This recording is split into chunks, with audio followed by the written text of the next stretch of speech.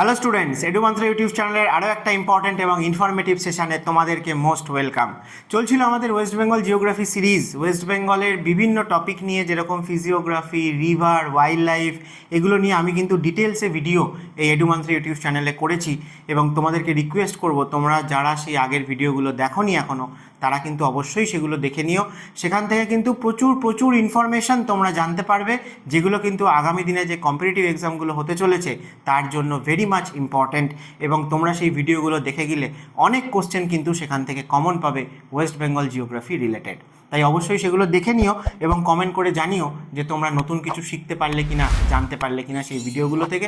ভালো লাগলে অবশ্যই একটা লাইক করে দিও। তো আজকের সেশনে আমরা আলোচনা করব ওয়েস্ট বেঙ্গলের বিভিন্ন ডিস্ট্রিক্টের যে স্পেশালিটি রয়েছে, বা যেটাকে তোমরা বলতে পারো যে বিভিন্ন ডিস্ট্রিক্টের যে হ্যান্ডিক্রাফট বিভিন্ন পাওয়া যায় সেইগুলোকে নিয়ে। এবং তার সাথে সাথে আলোচনা করব ওয়েস্ট বেঙ্গলে কী কী সেজ রয়েছে, ওয়েস্ট বেঙ্গলে ফুড পার্ক কোথায় কোথায় রয়েছে, সেই সমস্ত কিছু নিয়ে। তাহলে প্রথম যদি আমরা চলে আসি যে ডিস্ট্রিক্ট ওয়াইজ দেখি, তাহলে বাঁকুড়ার কথা দিয়ে প্রথম শুরু করা যাক। বাঁকুড়া বললেই প্রথম যে নামটা মাথায় আসে সেটা নিশ্চয়ই টেরাকোটা, তাই না? পোড়া মাটির যে কাজ আমরা দেখে থাকি, তো সেই টেরাকোটা ঘোড়া সব থেকে ফেমাস আর কি। তাছাড়া এখানে বিভিন্ন ধরনের যে সমস্ত টেম্পলগুলো রয়েছে তাদের যদি আর্কিটেকচার আমরা দেখি, তাহলে সেখানেও কিন্তু আমরা এই টেরাকোটার কাজটা পেয়ে থাকি। তাহলে আমাদের ওয়েস্ট বেঙ্গলে রাঢ় প্লেন বলতে যে রিজিয়ানটা পাওয়া যায়, সেখানে যে লাল রঙের রিভারগুলোর ফ্লুভিয়াল ডিপোজিট যে সয়েলটা পাওয়া যায়, সেইটা থেকেই কিন্তু মাটির জিনিস বানিয়ে সেগুলোকে পুড়িয়ে আরও ডার্ক রেড কালারের হয়ে থাকে। তো সেটাকেই আমরা টেরাকোটা ক্রাফট বলে থাকি। তাহলে বাঁকুড়া এই টেরাকোটা হর্সের জন্য ফেমাস, টেরাকোটা টেম্পল বিভিন্ন তার জন্য ফেমাস। তো মূলত এই যে পাঁচমুড়া এবং বিষ্ণুপুর, বাঁকুড়ার এই দুটো জায়গায় কিন্তু এই টেরাকোটা ক্রাফটটা মূলত ফেমাস। নেক্সট আসে যে বালুচরী শাড়ি। তা বালুচরী শাড়ির কথাও তোমরা নিশ্চয়ই শুনেছো। তো সেই বালুচরী শাড়িও কিন্তু বাঁকুড়ার বিষ্ণুপুর এবং সোনামুখী এই দুটো জায়গাকে বেস করে এই বালুচরী শাড়ির যে হ্যান্ডলুম উইভিং সেটাও কিন্তু গড়ে উঠেছে। তাহলে টেরাকোটা ক্রাফট, বালুচরী শাড়ি, এবং তারপরে চলে আসা হচ্ছে ডোকরা মেটাল ক্রাফট। মেটালের বিভিন্ন ক্রাফট, তাই দিয়ে বিভিন্ন পুতুল বানানো, বিভিন্ন ডলস বানানো, তো সেই সমস্তগুলোও কিন্তু আমরা পেয়ে থাকি বাঁকুড়াতে মূলত পেয়ে থাকি। শুধু বাঁকুড়া না, তার সাথে সাথে আমরা এর আশেপাশে যে ডিস্ট্রিক্টগুলো রয়েছে সেখানেও আমরা টুকটাক দেখতে পাবো, যে বীরভূম, বর্ধমান এই রিজিয়ানগুলোতেও রয়েছে। তাহলে মূলত এটা হচ্ছে যে ব্রাশ দিয়ে তৈরি করা হয়, ঠিক আছে? ব্রাশ জানো তোমরা, একটা অ্যালয়। তো সেই ব্রাশ দিয়ে বিভিন্ন আর্টিস্টিক আর কি জিনিসপত্র তৈরি করা হয়। তো সেটা মূলত এই বাঁকুড়ার বিকনা বলে যে জায়গাটা রয়েছে তাকে বেস করে মূলত কিন্তু ডেভেলপ হয়েছে। তাহলে এই তিনটাকে আমরা বাঁকুড়া থেকে মনে রাখবো, টেরাকোটা, বালুচরী শাড়ি, এবং তার সাথে হচ্ছে ডোকরা যে ব্রাশ বা মেটাল কাস্টিং বা মেটাল ক্রাফট। নেক্সট যদি আমরা মেদিনীপুরের কথায় চলে আসি, পূর্ব পশ্চিম মেদিনীপুর, তাহলে প্রথম কথা আসে হচ্ছে মাদুর কাঠি বা ম্যাট, যে মাদুর পেতে আমরা গরমকালে বসি, শুই, ঠিক আছে? তো সেই যে ম্যাট ইন্ডাস্ট্রি, সেটা মূলত মেদিনীপুরের যে সবং এবং পাঁশকুড়া এই জায়গাকে বেস করে কিন্তু গড়ে উঠেছে মাদুর কাঠি শিল্প। তারপর হচ্ছে পটচিত্র, ঠিক আছে? অর্থাৎ বিভিন্ন জিনিসের পেন্টিং, সেটা ক্লোথের ওপর হতে পারে, পেপারের ওপর হতে পারে, অথবা মাটির বিভিন্ন যে পাত্র তার ওপর হতে পারে। তাহলে সেইটাকে আমরা কি বলে থাকি না, পটচিত্র। অর্থাৎ কোনো একটা পট, তার উপরে কিছু একটা আঁকা হয়েছে, সেটা ক্লোথ, পেপার বা ইউটেন্সিল অনেক কিছু হয়ে থাকে। তাহলে আমরা অবশ্যই যেটা মনে রাখবো সেটা হচ্ছে নয়া ভিলেজ, আর এটা হচ্ছে পিংলা, ঠিক আছে? পিংলা এই রিজিয়ানে, মেদিনীপুরের পিংলাতে কিন্তু এই যে পটচিত্র যেটা, সেটা কিন্তু ফেমাস। নেক্সট হচ্ছে যে ব্রাশ আর বেল মেটাল, ঠিক আছে?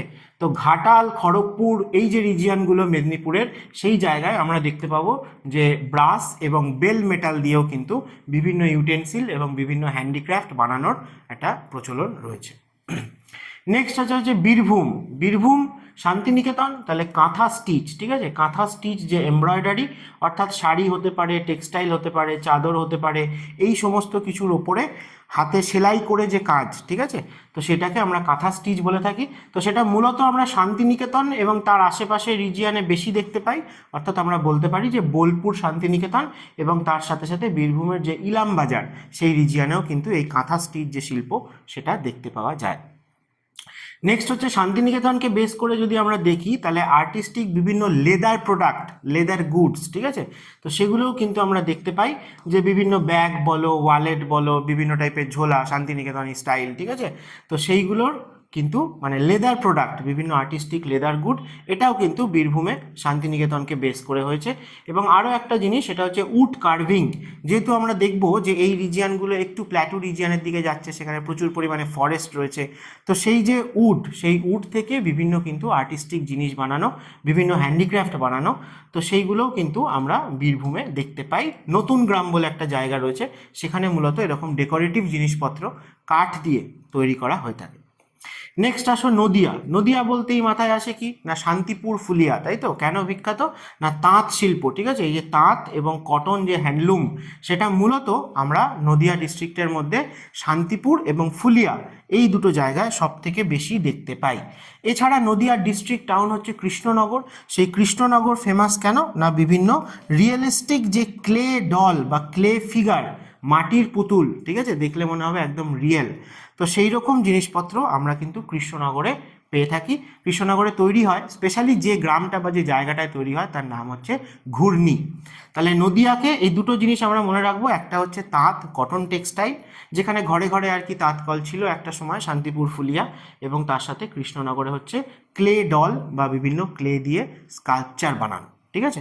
চলো বাকি ডিস্ট্রিক্টগুলোতে যাওয়ার আগে তোমাদের একবার বলে দিই যে WBCS 2025কে টার্গেট করে এডুমান্ত্রায় কিন্তু prelim plus men's integrated batch start হয়ে গেছে অলরেডি, যেখানে প্রত্যেকটা সাবজেক্টে এক্সপিরিয়েন্সড ফ্যাকাল্টিরা তোমাদের লাইভ ক্লাস নিচ্ছেন, কনসেপচুয়াল ইনডেপথ সেশন হচ্ছে সেখানে।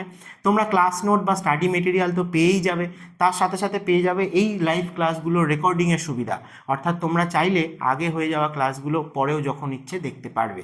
এবং তার সাথে রয়েছে প্রচুর প্রচুর মক টেস্ট, এবং সেই মক টেস্টগুলোর শুধুমাত্র কোশ্চেন আর অ্যান্সার নয়, তার সাথে আমরা ডিটেলড এক্সপ্লেনেশনও প্রোভাইড করি।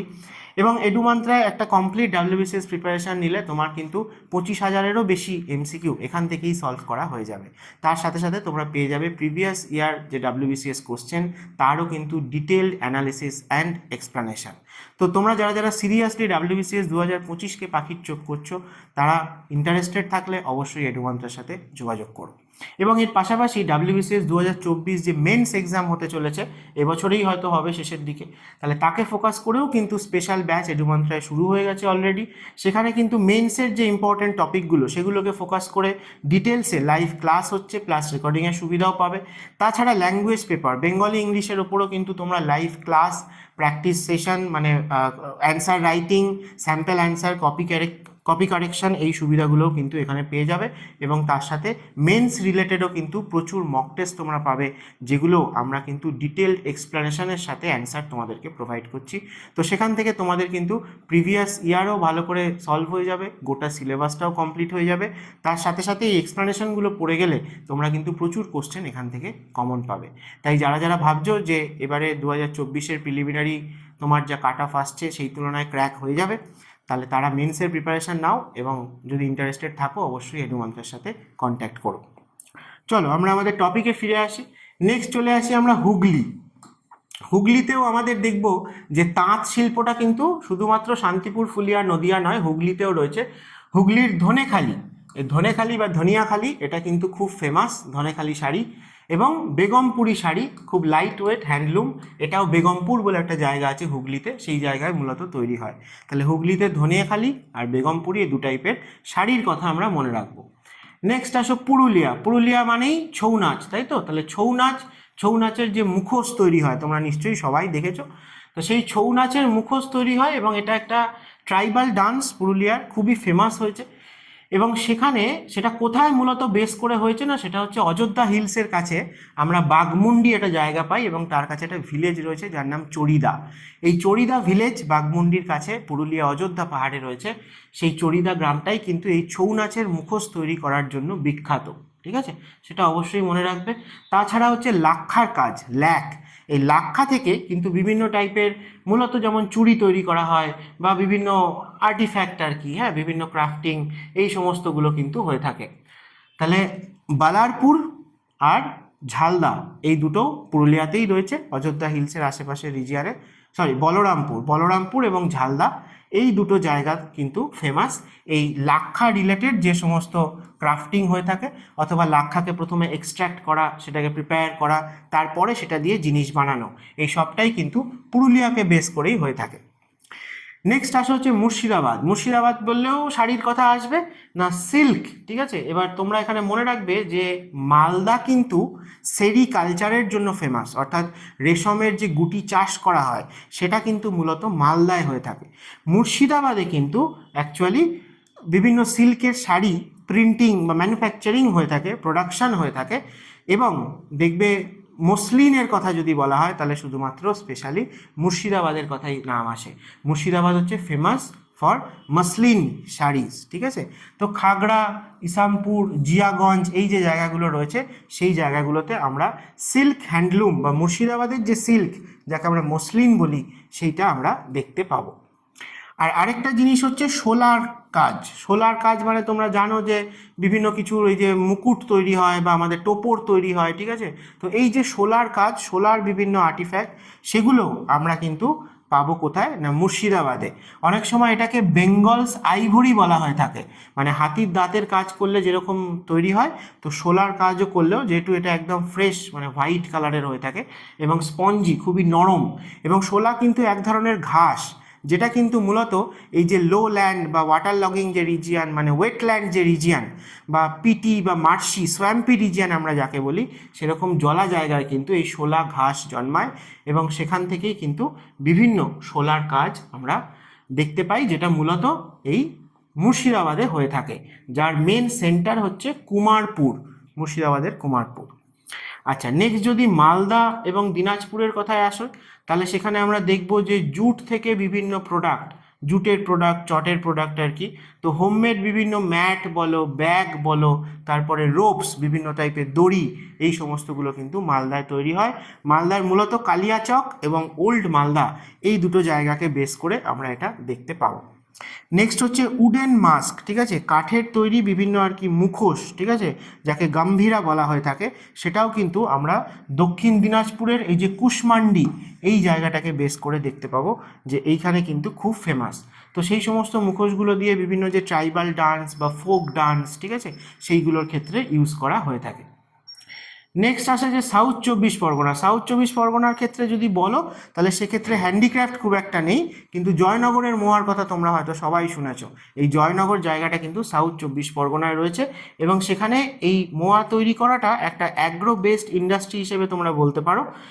এবং জয়নগর এবং বহরু এই দুটো জায়গা কিন্তু এই মোয়া তৈরি করার ক্ষেত্রে ফেমাস, যেটা শীতকালে মূলত হয়ে থাকে খেজুরের গুড় দিয়ে। এবং তার সাথে সাথে মজিলপুর বলে জয়নগরের পাশেই একটা জায়গা রয়েছে, সেই মজিলপুর কিন্তু ফেমাস বিভিন্ন ক্লে ডল বানানোর জন্য, বিভিন্ন যে ফোক ডেইটিস রয়েছে বা ক্রাফটেড রয়েছে সেইগুলো বানানোর জন্য, মানে মাটির তৈরি পুতুল, সেটাও কিন্তু এই মজিলপুর রিজিয়ানে আমরা সাউথ চব্বিশ পরগনায় দেখতে পাই। তবে মাটির পুতুল বললে অবশ্যই সেটা নদিয়ার কৃষ্ণনগর ঘূর্ণির কথা হবে, ঠিক আছে। চলো নেক্সট আমরা দেখে নিই যে ফুড পার্ক, এটাও খুব ইম্পর্ট্যান্ট, এখান থেকে ওয়েস্ট বেঙ্গলে কোশ্চেন হয় যে ফুড পার্ক কোথায় কোথায় ওয়েস্ট বেঙ্গলে রয়েছে। এবং তোমরা যদি দেখো যে এই যে কোল্ড স্টোরেজ বলো বা ফুড প্রসেসিং যে ইন্ডাস্ট্রি বা ফুড পার্ক, এগুলো কোথায় তৈরি হবে না সেখানেই তৈরি হবে যেখানে এক্সেস অ্যামাউন্ট অফ কোনো প্রোডাক্ট হচ্ছে। যেমন আমরা যদি মালদার দিকে যাই তাহলে আমরা দেখব যে প্রচুর ভ্যারাইটিস আম হয় এবং একটা সিজনে প্রচুর এক্সেস আম সেখানে তৈরি হয়। তার মানে আম থেকে আমরা কনজিউম করতে শেষ করে পাচ্ছি না, তাহলে আমরা কি করব, সেখান থেকে প্রসেস করে চাইবো এমন কিছু প্রোডাক্ট বানাতে যেটা আমরা সারা বছর ধরে ইউজ করতে পারি। তাহলে ম্যাঙ্গো থেকে বিভিন্ন, যেমন আচার বলো, জ্যাম বলো, জেলি বলো, ঠিক আছে, তাহলে এগুলো কোথায় হবে, তাহলে যে রিজিয়ানে যে জিনিসটার এগ্রিকালচারাল আউটপুটটা এক্সেস হচ্ছে সেখানে তাকে বেস করেই প্রসেসিং ইন্ডাস্ট্রি ডেভেলপ করবে। তাহলে ওয়েস্ট বেঙ্গলে অনেক ফুড পার্কের মধ্যে সবথেকে মেইন যেটা, সবথেকে বড় যেটা, সেটা কিন্তু সেন্ট্রাল মেগা ফুড পার্ক, যেটা মুর্শিদাবাদের জঙ্গিপুরে রয়েছে এবং এটাই কিন্তু ওয়েস্ট বেঙ্গলের মধ্যে সবথেকে largest hub of processed food, ঠিক আছে। তাহলে মুর্শিদাবাদের জঙ্গিপুর, এটাকে বেঙ্গল মেগা ফুড পার্ক বলা হয়ে থাকে, এটা কিন্তু সেন্ট্রাল মেগা ফুড পার্ক। তারপরে আসে যে স্টেট ডেভেলপড মাল্টিফেজ বিভিন্ন আরও যে ফুড পার্ক আমরা ডেভেলপ করেছি, কোথায় কোথায় রয়েছে না মাল্টি স্টেজেস আমরা হাওড়া সাঁকরাইলে বানিয়েছি। এর অনেকগুলো আলাদা আলাদা ক্লাস্টার রয়েছে, ফেজ 1 ফেজ 2 করে দেখতে পাচ্ছ, এই যে সুধারাস, কান্দুয়া, সাঁকরাইল। তো মূলত এটা হাওড়ার সাঁকরাইলে রয়েছে এই ফুড পার্কটা। নেক্সট আসছে যে রিজিওনাল, যেটা আমি তোমাদের বলছিলাম যে হর্টিকালচার বা এগ্রিকালচারাল যে ফুড পার্ক, মানে তাকে বেস করে যেখানে যেখানে তৈরি হয়েছে সেটা তোমরা বুঝতে পারবে। যেমন মালদার কথা আমি বলছিলাম, যেখানে যে লোকাল হারভেস্ট যা কিছু হয়ে থাকে, প্রচুর পরিমাণে যে আম, লিচু এই সমস্ত হয়ে থাকে, তাহলে সেগুলোর ওপর বেস করে তার যে সারপ্লাস হচ্ছে সেগুলো থেকে আমরা সেগুলোকে প্রসেস করে বিভিন্ন কিছু তৈরি করছি। তাহলে মালদাতে এরকম একটা ফুড পার্ক রয়েছে যেটা মূলত তাহলে ফ্রুটসকে বেস করে হবে এই রিজিয়ানে যা হয়। তাহলে এই যে আম, লিচু, তোমরা যে আচার খাও, জ্যাম খাও, জেলি খাও, এই যে বিভিন্ন জিনিসগুলো, সেগুলোও কিন্তু এখান থেকে হবে। নেক্সট হচ্ছে হলদিয়া ফুড পার্ক, পূর্ব মেদিনীপুরে রয়েছে হলদিয়া, জানো একটা পোর্ট বেসড সিটি বা টাউন বলতে পারো। তাহলে হলদিয়া ফুড পার্ক রয়েছে, এবং রয়েছে দার্জিলিংয়ের কাছে শিলিগুড়ি ফুড পার্ক।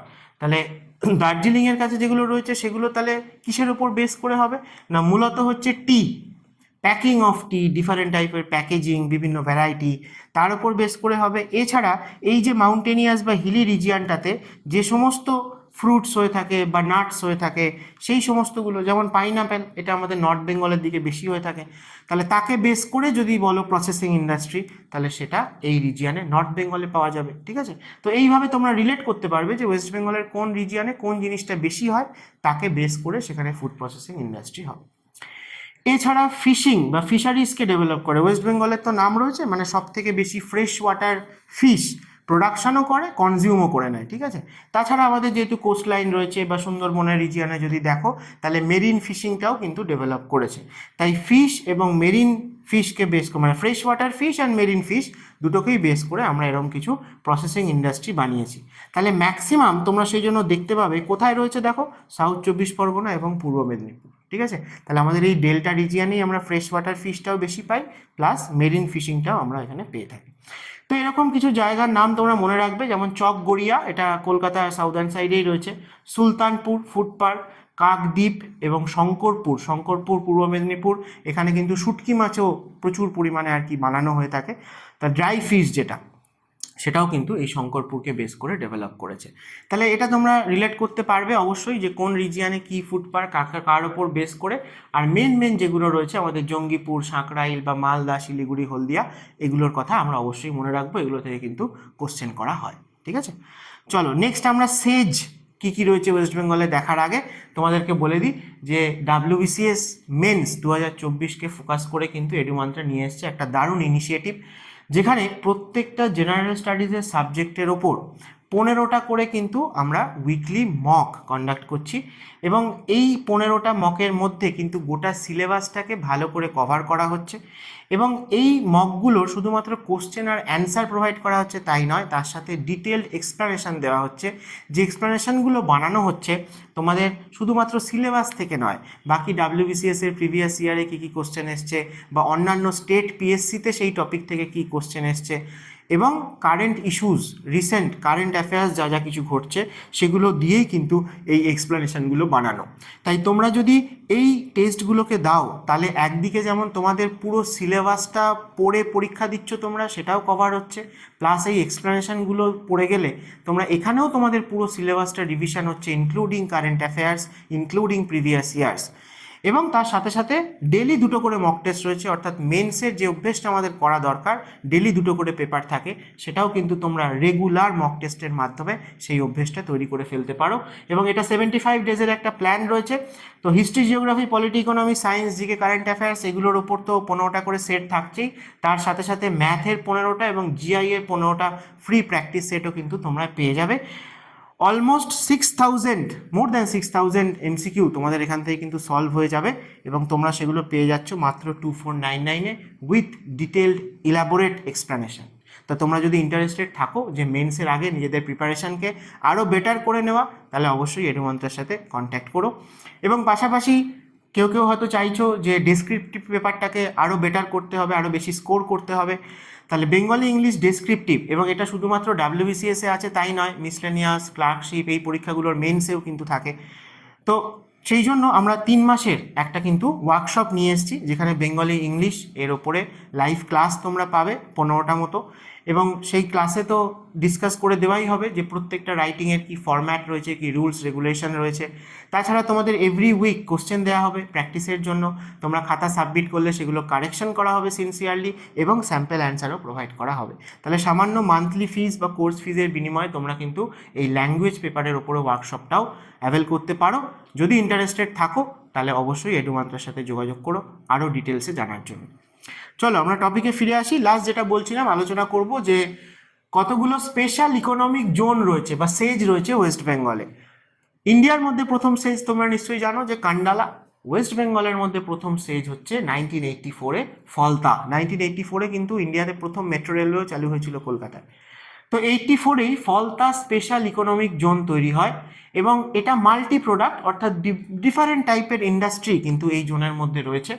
কোথায় রয়েছে না ফলতা রয়েছে সাউথ 24 পরগনাতে। তাহলে এটা হচ্ছে আমাদের প্রথম মোস্ট ইম্পর্টেন্ট সেজ। নেক্সট যেটা হয়েছিল সেটা 2003 সালে, যার নাম হচ্ছে মণিকাঞ্চন, যেটা কলকাতা সল্টলেক সেক্টর 5-এ রয়েছে এবং যেটা মূলত এই জেমস অ্যান্ড জুয়েলারিকে বেস করে। ঠিক আছে, তো জেমস অ্যান্ড জুয়েলারিকে বেস করে মণিকাঞ্চন হয়েছে 2003।